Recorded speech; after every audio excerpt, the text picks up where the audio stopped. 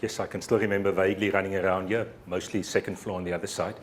I was at the X block kindergarten as well, and I can remember being rolled up the emergency room ramp after having my Superman costume on at the kindergarten and thinking I can fly.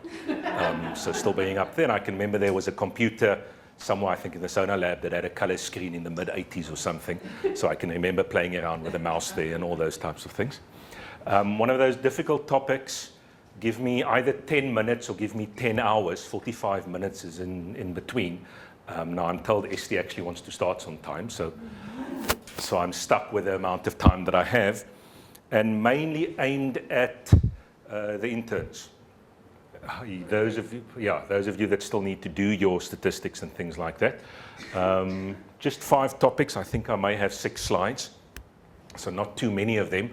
Some of it a bit more practical, showing you what you can do and can't do. I always find it's difficult to know what you can do with something unless somebody has shown you. You don't necessarily need to know how to do it, but if you know what you can do, you can always go and figure that out for yourself a bit later on. So an introduction, just 1 or 2 software things. I see a lot of students pitching up with old software, going out and buying software and things like that. There's a myriad of options you can get for free from the university, so there's no need to go and pay for anything. Sample population, and then the age-old p-value versus confidence interval debate, which one should you use, and right at the end just some conclusions and your research question that you need to think about.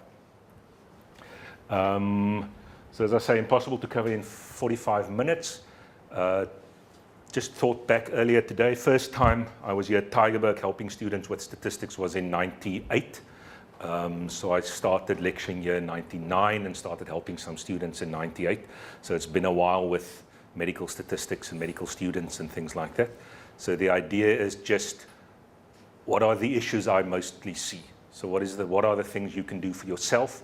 Where does the statistician come in? Hopefully showing you 1 or 2 things that you can actually do yourself. One of those standard 80-20 rules that you often find in practice. 80% of the statistics you want to do, you can actually do for yourself. The other 20% you'd probably need a statistician, or you need somebody to get in there. These days even easier, which is often good and bad. Some of the packages will do things for you that it should actually not do.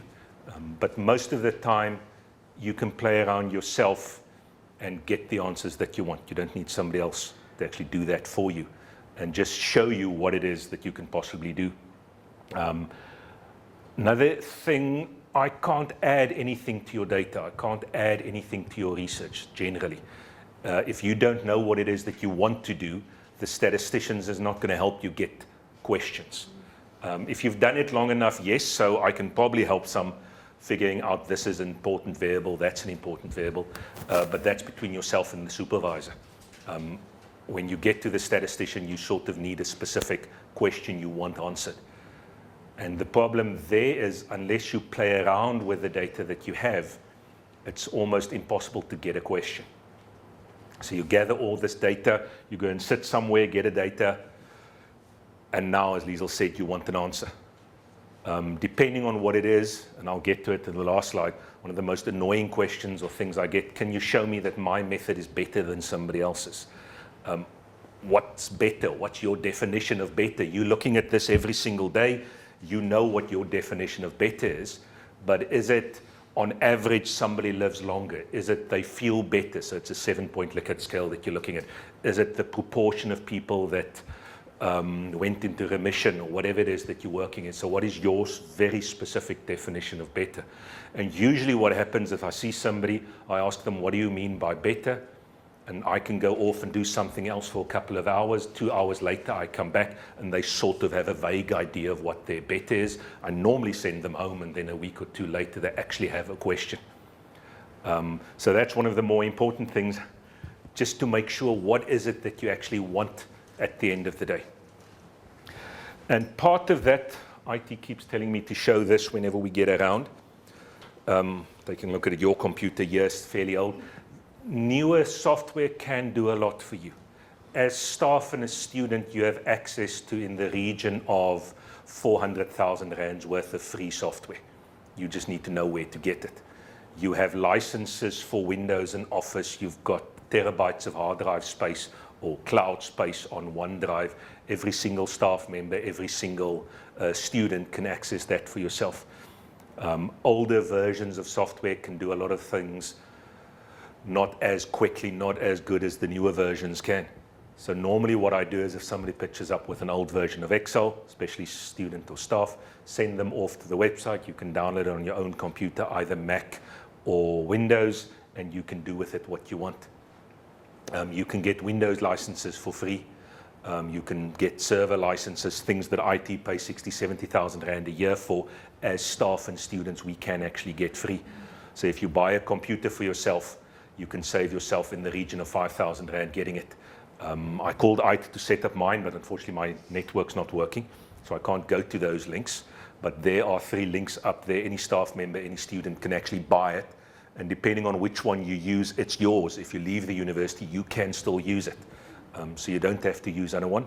And especially that cloud storage, there's one and only one officially recognized cloud storage from ethical point of view and the university point of view that they see as secure, and you are actually allowed to upload your research data and things like that, which is the one you can get via Office. If you're using some of the other products, what's the other cloud storage people often use? Dropbox, for example, is not accepted by the university. If you tell them you save things on Dropbox, they're not going to do anything with it. If you send in an ethical clearance and they tell you saved on Dropbox, it shouldn't be passed by them. Simply because the cloud storage we get with Office, 1, it's a terabyte, so it's quite a lot. You don't have to pay for it. And 2, IT handles that. So if things go wrong, IT sorts that out. Whereas with some of the other versions, you need to work through their specific setups and things like that. So these days, we're moving towards that. In every single study I've been involved, we actually have to move the data to that one to get clearances and things like that. So just keep that in mind. Other thing, you can get a lot of software packages for free. SPSS, Statistical package for the social sciences. There's Statistica. Those of you that went past the Center for Statistical Consultation, they use Statistica quite a lot. And anything they can show you, you can do it on your own computer. You can get a free version, not a free version, paid university version for that, and you can play around at home, if I want to put it like that. Point and click here and there. You can get SAS as well, one of the big ones we use for, they accepted, the FDA in America and those types of institutions. Some of them specify what software you need to use. That one at the moment is about 900,000 a year that we're paying for. It's an annual license. And all of that, you can get as many of that you want. So those of you interested in playing with your own data, getting around it, you don't need to be stuck with some other packages and things like that. And on that point, just a little example there for Excel. The biggest problem's probably that inputting your data when it starts. There's always this issue, should you be using Excel or should you be using Access? The difference between the two, if you create a database and you want somebody to input data into it and go and store it somewhere at the back end, then you'll use Access to do it. Fairly easy. IT runs some courses on that as well. You create something on a tablet or on your phone, you give it to the sisters and they put the data in, then you can actually get the data that way. Most will use Excel, and there you just need to make sure you use it correctly. And by correctly, you mean knowing what it wants at the background. And probably the most important thing, the most annoying thing we get when somebody sends us Excel files, it's only the first row that you ever put any headings in. Excel, a row is a patient. So each row that you see there is where you go and put your patient data in. The first one, be it long or short, you can make the column as wide as you want. But what usually happens is you have quite a long heading, and to make it look better, you've put part of the heading in the first row, then the second row, and then the third row. It looks nice, but then when you go ahead and want to sort things and things like that, it's a complete mess because that's not what it's created for. So first row, as long as the columns are wide, you can make it as wide as you want. Just keep it in there. And then after that, each row is a patient that we work with. Lists, something else, gets around the problem of male with a capital M, some people put in, male with a lowercase m, somebody else puts in, somebody just puts an M, somebody writes it in Afrikaans as manlik, whatever it is. So if you put in your data, you can save a lot of time. Just use your own drop-down list. You don't need to type it every single time. The reason for that is Excel at the moment is not smart enough to differentiate between lowercase and uppercase m. Some of the other packages can do that automatically, so there we don't really care what the data looks like. But just to make your life a little bit easier later down, just make sure that you do those things correctly, right way around. The pivot table I'll show you in a second as an example. So the idea now is just a short example to show you what you can actually do. You don't need a statistician to do this. I've actually walked into somebody's office, that was years ago, community health, where I started. We were here in the corner in the second floor. And I walked into somebody's office. She was putting the files in different columns based on, I'm not sure what variable she was using, but couldn't find it in Excel, couldn't sort it in Excel. So literally the 100 stacks of files, put it into the different corners or put it into different stacks to go and count how many people fall here, how many people fall there. Even that days we had computers, so there was no need to actually do that. So make sure what you can actually do. And all of this comes down to the fact, either you're paying a statistician to do it, so the longer you sit there, the more it costs, or you're sitting at the statistician and pretty much wasting my time or your time, because I'll ask you a question, you'll and ah, and 30 minutes later, you maybe come back with an answer. So if you can play around with your own information, you can get a lot more insight. What is going on there? How can I use it? What can I do with it? And unfortunately, getting data is pretty much 1% of your study. To be blunt, it means absolutely nothing. To spend 5, 6, 7 months getting your data, it's all well, you spent those time, but you've actually not done anything at that point in time. Certain countries, certain places, it's a lot easier to get data, and hopefully over time it will become here, but getting your data is pretty much nothing. You've not actually done anything. You've not answered a question, you've not calculated anything. If you want a really difficult question and you need to get a file from here, you need to get a file from Grooteskier or wherever, the fact that you drove this way and that way 20 times means absolutely nothing, to be blunt. Nobody's going to give you extra marks because you spent 1,000 hours somewhere. So once you have that, you need to be as efficient as possible to get your answers out at the end of the day. And most of that, again, you can do all of that for yourself. So just a quick example. I've not played around with this too much. So here, this is actually my twin sister's PhD data that she used. She used RedCap. It's an online database, actually very nice to work with. If you have fairly big studies and things like that, just remember the name RedCap. You can design forms and everything on there. And if you, for example, you're quite a lot of variables on here, gestational age and their standardized weights and heights and birth, some missing data here, choices, here's a test result, for example, some of them missing. And just out of interest, we want to look at, let's say, the test result. And this is now where you only put data in the first column. If I sort these quickly, let's see, there's a test result 1 and a test result 2. We have just over 4,000 values. So it's a fairly big-ish one. If you look at the second column, you'll see I have the visits. So follow-up arms, there's a 1, 2, 3, 4, 5, 6.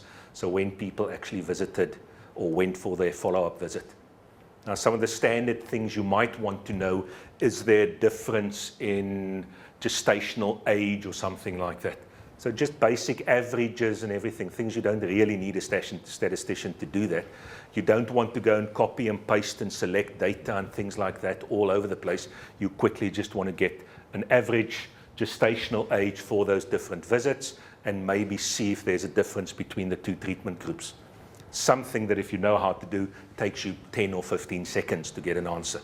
It's not a lot of sorting in your data and all those types of things. So all I really need to do is, I'll just explain in a second.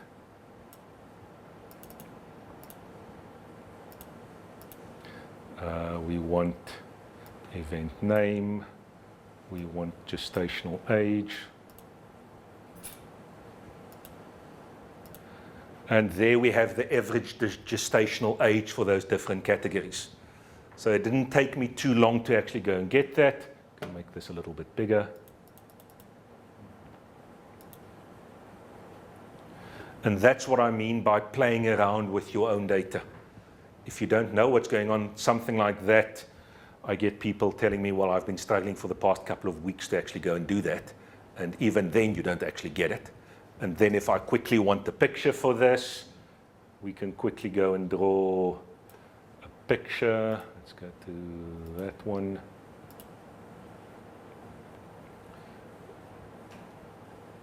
It sort of looks okay. You can get a picture in there, and I can even bring, there's the test results. So I can bring the test results in there, small screen. So if I have my test results, let's delete that one. You can get different values for there's no test was done and things like that. So you can get quite a lot of information without anybody actually showing you what's going on there. Probably one of the more useful things you can teach yourself. So whenever you start that, just go and take a look at what can you do with a pivot table. And the reality is, a statistician, if you see 20 in one group and you see 30 in the other group, you don't need a statistician to tell you there's a difference. You can see that for yourself. For some reason, people look at numbers, well, this one's 40 and that one is 150. Is there a difference? My immediate answer is yes, there's a difference. You don't need me to do that. If there's a significant difference for the population and things like that, that's a completely separate question. But you are smart enough and number literate enough, most of you should be, to be able to just look at two numbers and say yes or no, this is something I need to look at further, or this isn't something I need to look at further. And just looking at these numbers, let's just go back to the normal ones again. Lost my table.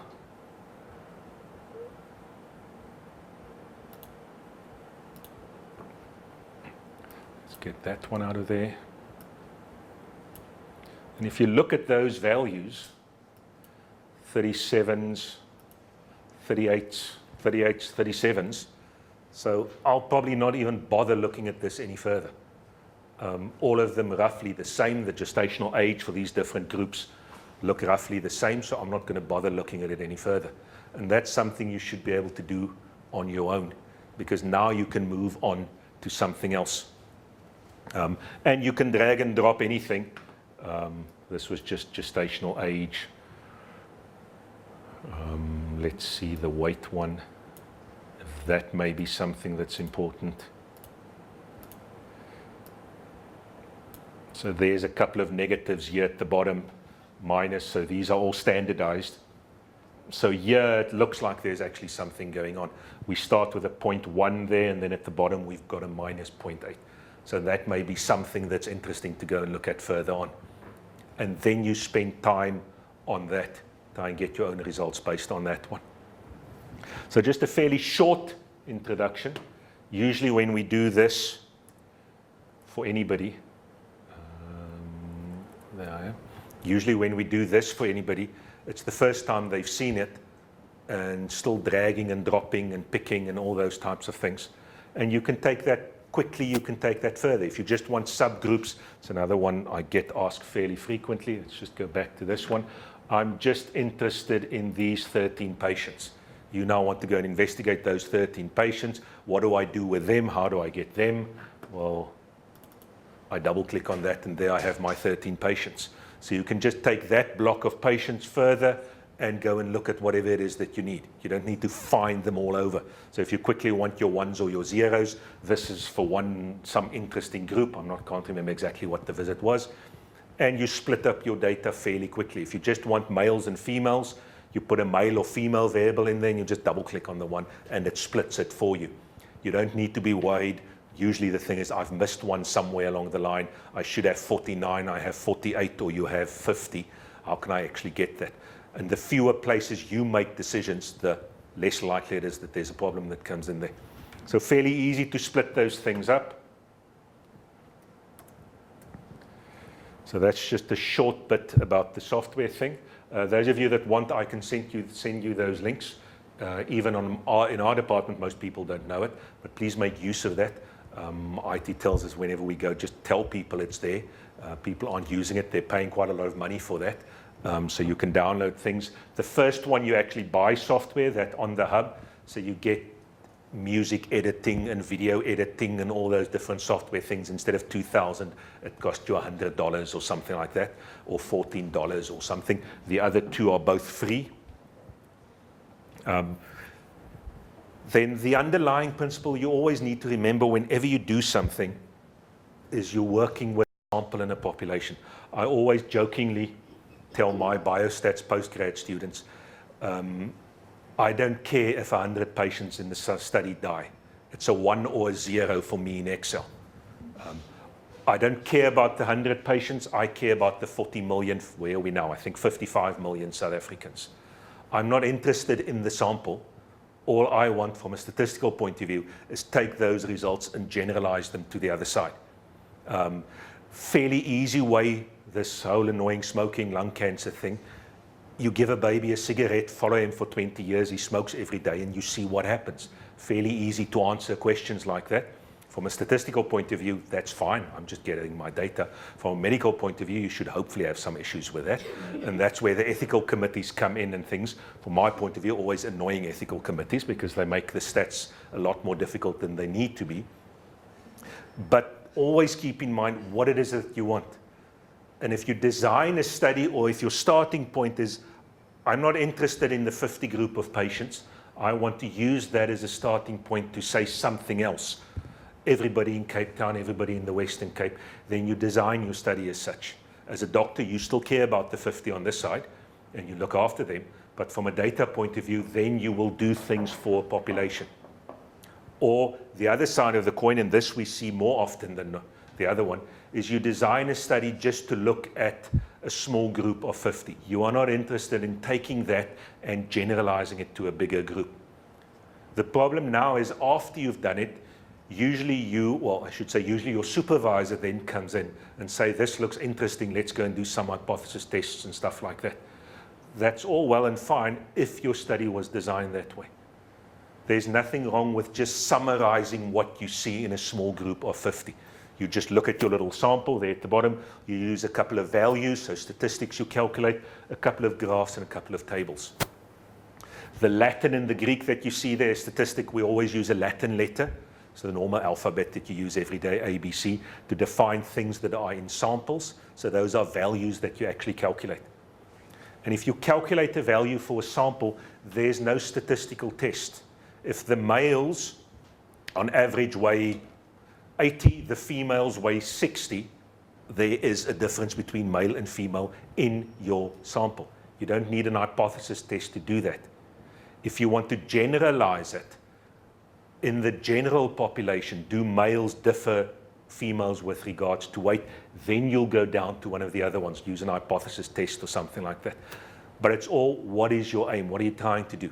Are you showing, in Tygerberg, the data I saw these, people were older in this group than in that group? Then you don't need a weird p-value or confidence interval. Nice graph, nice average, nice picture will do everything that you need. If you want to generalize it to the whole population, feeding population for Tygerberg, for example, then you'll go ahead and make it more complicated. Problem is the top one, the statistics, people tend not to think it is as usable or showing as high a skill or whatever the case may be as using one of the bottom ones. Nothing wrong with doing it if that is what your aim was to start off with.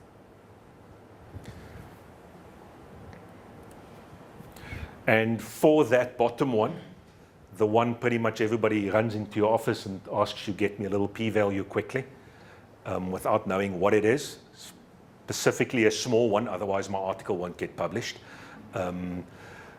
These days, moving away from that slightly, and if you go and read the consort statements, the one that tells you how you should be publishing your work and everything like that, they tend to prefer the bottom one these days. But the idea behind them, coming back to the previous slide, you now have values. You have 30 people in your little study. You now want to generalize that to the population. Firstly, to be perfectly honest, 30 is not enough to really do that, unless the whole population may only be 60 or 70. So the reality is, unless you have a fairly big study or it's something that's fairly rare, sample sizes tend to be too small to do this correctly. That's where the fairly expensive randomized clinical control trials and all those types of things come in. But if you want to generalize it, the p-value is the most overused value that's actually the least useful value you can probably find. Because all it can tell you is just yes, no. It can't really tell you anything else. If I have a p-value somewhere that's small and you're looking at, let's say, how long somebody's life will be extended after an operation, the p-value will tell you his or her life will be extended. That's it, nothing more. It can't tell you anything more. If the value is smaller than somebody else's or larger than somebody else's, a big or a small value doesn't tell you somebody's going to live longer or live shorter. All a big or a small p-value tells you is I am more certain in my answer, or it's less likely to be done by chance. So if somebody gets a value of 0.4, somebody gets a value of 0.004, it's not better or worse. It's just less likely by chance. But you're saying exactly the same thing. Somebody will live longer. You're not giving anybody extra information. That's where the bottom one, the confidence intervals, come in. And there's a fairly big movement these days to make sure you have that whenever you actually have a value. That shows me how long somebody will actually live. So there you will get an interval between 1 and 10 days. The term we often use, the top one can show you statistical significance. The bottom one can actually tell you, is it medically significant? Is it worthwhile doing that? If I tell you that drug A is better than drug B, that's what the top one will tell me, a small p-value. Drug A is 5 times more expensive than B. You are not automatically go out and give everybody A or B. You'd want a little bit more information, especially in public health setting and things like that. If I now give you a confidence interval, the bottom one, and that interval goes from 0.1 to 10. So somebody that takes the more expensive drug can live 0.1 of a day longer, up to 10 days longer. Then you need to think really hard, is it worthwhile giving that 5 times more expensive? That you can't get with the top one. A p-value can't give you that. Certain situations, yes, we only use a hypothesis test for fairly specific things. But otherwise, whenever you calculate a value in your own study, you give one value that you calculated for your group, and then next week you immediately go and give a confidence interval. The one value for your little sample, what did you find? The confidence interval right next to it. If I now generalize this to everybody, this is where I think their value will be. And more journals are looking for that bottom one. So as soon as you give a specific value, you calculated the average age for males in your group, average age for females in your group. They'll immediately ask, what's the confidence interval that's right next to it? They can become a little bit more difficult to calculate. Those of you that may have worked with odd ratios or relative risks and things like that, there are usually 2 or 3 different ways that you can calculate them under certain conditions. So that's where the statistician would come in. But 80% of it, you at least know that you need a confidence interval. So if you send me an email, you don't even need to see me. Here's the data. I want to use an odds ratio with a confidence interval. I do that, send it back, and probably not even charge you for that. Whereas if you come and sit with me, we play around a little bit, 3 hours later, you sort of figure out it's an odds ratio that you want, then it's 3 hours wasted, basically. So just keep that in mind for those two. And the packages can do that for yourself. So a p-value, the top one, always just yes, no. It can't do anything more than that. It's not designed for anything more than that. Actually, fairly big movement. There's Bayesian statisticians and there's other groups of statisticians all over. Some of them actually say you shouldn't be using p-values at all. Its definition comes from the fact, if I repeat this thing 1,000 or 2,000 times, Now, the argument against is nobody's going to repeat your exact same study 2,000 or 3,000 times. So the p-value on its own is a fairly gray area. Should you be using it, yes or no? Confidence intervals, on the other hand, fairly well established and fairly easy to work with. Conclusion and research question, the last couple of minutes. I've said that before, getting data is not doing research, unfortunately. Ideally, and we're slowly moving that way, I know Head Campus, their IT is setting up databases, and there's a movement to get all the data that people gather for studies located in one location. Overseas, some of it becomes fairly easy. Doing PhDs in some of the overseas countries, somebody just gives you the data set and it's fairly easy to go and do it. Here, most of the PhD studies, if you actually gather the data, it may take you up to 4 or 5 years just to get your data.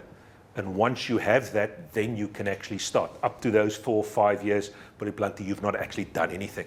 It's just because that data is not available anywhere else, you needed to spend the time getting that and gathering that. So just make sure, those of you that think you're going to finish with your data collection a couple of months before you need to submit, things like that, when you've finished with your data collection, you've not actually started anything. You still need all the rest of the time to actually do what it is that you need to do, which is analyze it, figure out what your research questions are. Second point, and this is just dumping the data into the statistician's lap, data is there to answer a specific research question. Yes, while you are looking at all the files, you might as well put this variable in there and that variable in there. It's going to be useless if you go to a file and you are interested, for example, people that are over or under 80 kilograms. You are not going to use all that time, go to each file and say yes or no. If you're looking in the file, you might as well write down the actual kilograms to get it. You can do the yes, no later. But while you're spending it, get as much of it as you can. But behind all of that, getting as much as you can, there's a specific question you want answered. There's a specific reason for doing it. What is it that you want? Spend the time, get that sorted out. Make sure you know exactly what it is, and then your life will become a little bit easier as well. You'll know what the question is, you'll know what it is. You don't spend 6 months playing around with whatever it is that you want to maybe try and get out of the data. And then the last one there, you'll see it's in bold because it annoys me no end. What do you mean when you say better? It fits in with some of the others as well. Make sure what your actual research question is. And there, for some reason, people tend to forget their protocols after a while. All of this should actually be in your protocol before you start off with. So there you should have spent the hours, the days, sometimes months or years. Some of these protocols, depending on how big the studies, can take a serious amount of time. And the reason they take a serious amount of time, if done correctly, when you're done with your protocol, you're pretty much 80% done with your study. You should still get the data, yes, but again, that counts pretty much 0. So once you have your protocol, you just need to go and do what you say you've done or what you say you will do. There shouldn't be any thinking involved. There shouldn't be any, should I be doing this? Should I be doing that? All of that should be submitted or presented in that protocol somewhere. So it's always better spending a couple of extra days or hours, ideally a month or 2 extra. Make sure exactly what it is that you want in there. It will make your life significantly easier at the end, because at the end, once you have the data, you can start playing around until it never ends. My postgrad students, again, I give them an actual data set to analyze. I give them a specific question as you would with your research question. And the students always come back and tell me they've spent way too much time on the project. It is a 40-minute project at the end of the day if you know what you're doing. If you don't know what you're doing, you click this date, this set of variables, that one, you maybe draw this graph, that graph, and 6 weeks down the line, you've not actually answered anything. You've just been playing around with trying to sort out what it is that you want. So that little bit I can't stress enough.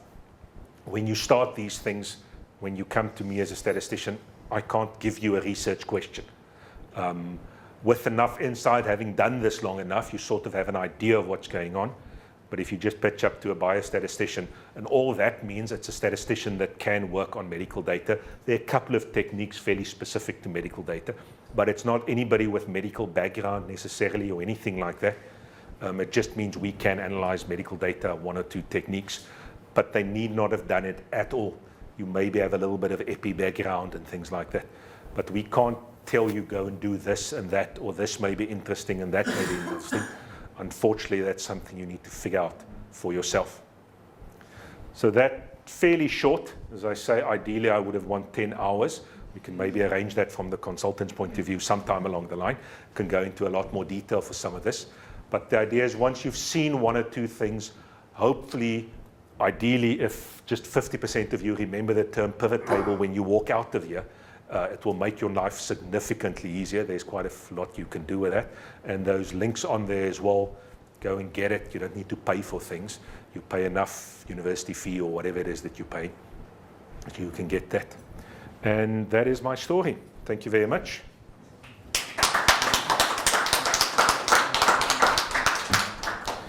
Any questions? Yes.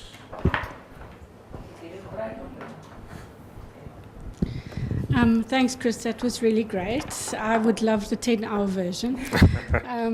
And I just wanted to say that you can get red caps through the university as well, and it's also approved by ethics. Yeah. So those of you that have not used it, other than Excel, red cap is an online version, which tends to be good or bad in South Africa, depending on what data you use at home and things like that. But it can do quite a lot for you. You can set up questionnaires and fill in things on there.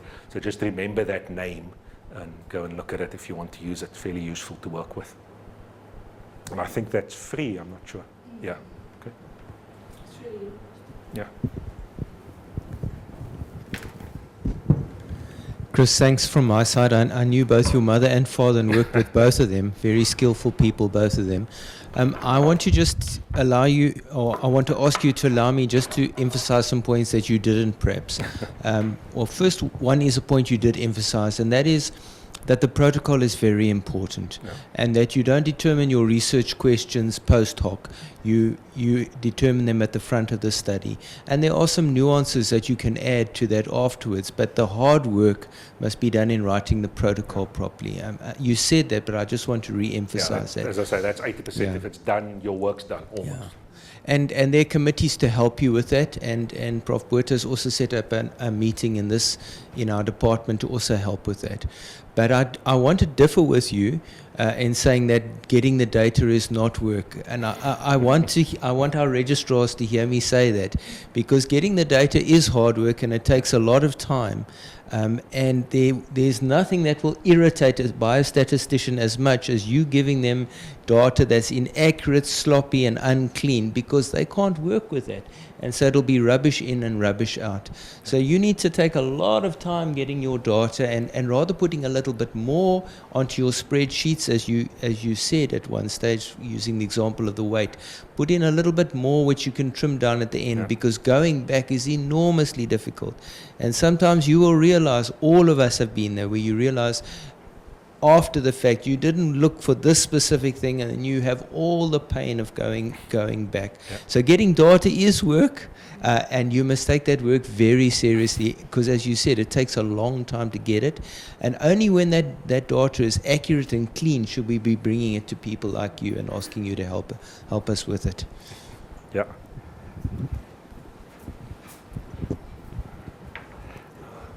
Just from my side, thank you very much for giving us this talk. Would it be worthwhile for a registrar to come to you at the beginning of a data collection, when you've made your data collection sheet, so that you can just help the registrar to see how do you capture data so that it doesn't confuse the I've stats, told Liesel as well, a couple of others as well. Ideally, make your sheet and send the sheet to me so that we can just take a look. Exactly. And then go and get 3 people or 4 people. And send it actually again. Go and get just 3 values. Don't spend hours on it. Quickly one afternoon, just get 3 patients' files, put it in, and then you can see all the problems that pop out. Somewhere there's something not right. You didn't think about this, you didn't think about that. But then at least it's only 3 that you looked at. And then we sort it out. Yeah. And all those types of things, and then we can sort out, this was a list, but you realize there are 1 or 2 extra options we need to add in there. So before just designing the spreadsheet, for example, just see will it work or not, And then I'd say after getting 2 or 3 patients worth of data, and once that is sorted, what I tend to do with those 3, we run through all the statistics you may be interested in, just with 3 values in there. See, this is the graph, and then you find, okay, now I actually want something else, so let's add an extra column. Doing that afterwards is a nightmare to go back. So ideally, well, if it takes you seconds to get the data, the more, but 3 to 5 is what I find fairly good starting off point to get it done. You can attempt your own pivot tables. Even I could manage it. So it's not that difficult. I'm sure there'll be some YouTube videos or Yes. whatever to figure it out. Okay. Thank you very much. Thank you very much.